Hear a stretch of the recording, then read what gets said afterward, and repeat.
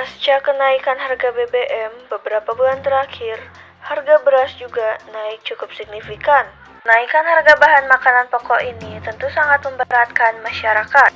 Pemerintah harus segera mencari solusi yang komprehensif agar harga beras ini segera kembali normal. Apalagi tidak lama lagi kita akan memasuki bulan Ramadan dan Idul Fitri.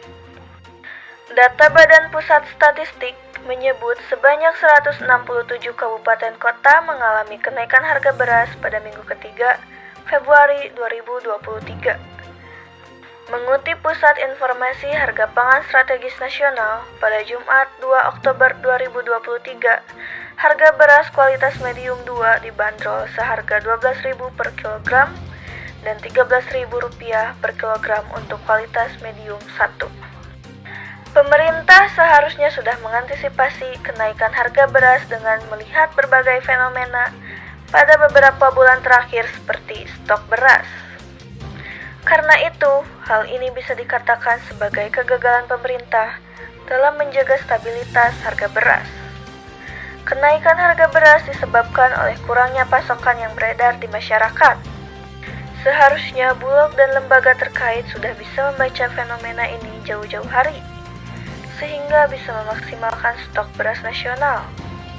Atau jika memang produksi nasional kurang, pemerintah bisa langsung melakukan impor untuk menjaga stok stabil di pasar. Disinilah peran pemerintah tidak berfungsi optimal karena tidak bisa menjaga persediaan beras di pasar cukup.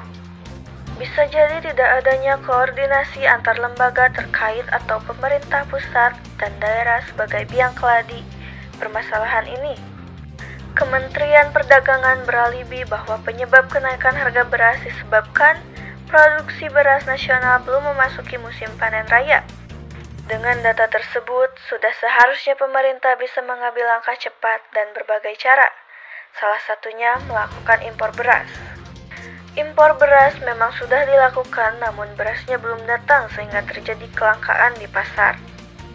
Selain itu, ternyata dengan kenaikan harga beras ini, kemudian dimanfaatkan oleh para oknum pedagang dengan mengoplos beras kualitas baik dengan kualitas yang kurang baik.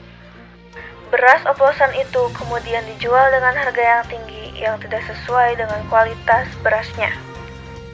Ada juga oknum yang menjual beras dari Bulog dengan harga yang lebih tinggi. Hal itulah semakin membuat harga beras semakin tidak bisa dikendalikan lagi oleh pemerintah. Dengan fenomena ini, pemerintah harus bergerak cepat mengatasi harga beras yang kian melambung.